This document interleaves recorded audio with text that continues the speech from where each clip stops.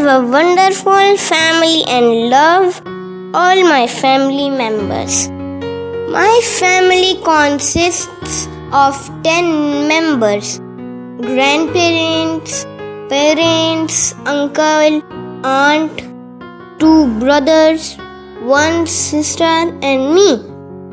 My father is an engineer and my mother is a school teacher by profession.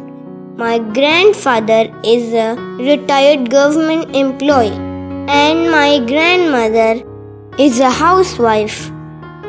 My uncle and aunt are lawyers. My brothers and sisters go to the same school. All my family members love, respect, and care for each other.